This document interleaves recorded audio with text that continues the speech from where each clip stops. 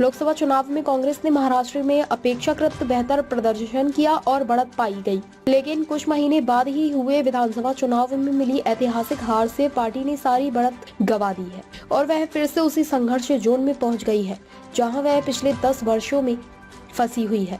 ऐसा जोन जहां कांग्रेस न सिर्फ अपने सहयोगी और क्षेत्रीय दलों के निशाने पर रहती है, बल्कि पार्टी के अंदर गुटबाजी से भी जूझती रहती है।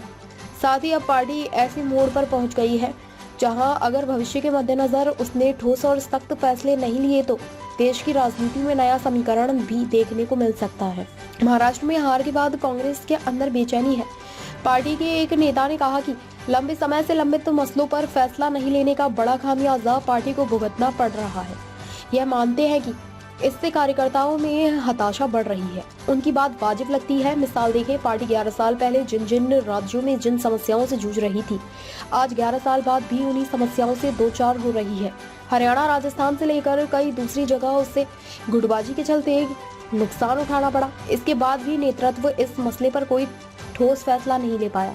बिहार, उड़ीसा, पश्चिम बंगाल जैसे राज्यों में कांग्रेस हाशिए पर पहुंच चुकी है, लेकिन अपनी स्थिति बेहतर करने के लिए उसने कोई गंभीर कोशिश नहीं की। कार्यकर्ता मान रहे थे कि मल्लिकार्जुन खड़गे के अध्यक्ष बनने के बाद चीजें साफ होंगी, संगठन के स्तर पर नए चेहरों को मौका मिलेगा और इसका विस्तार भी होगा। लेकिन बदलाव के नाम पर रस्म अदायगी कर दी गई।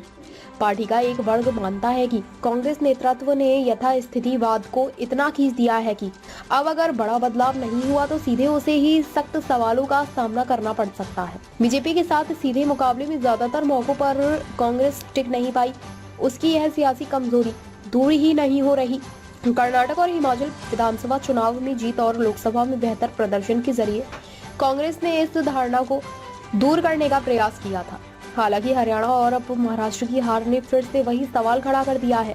दोनों जगह कांग्रेस सीधे बीजेपी को चुनौती दे रही थी और दोनों जगह उसे असफलता मिली।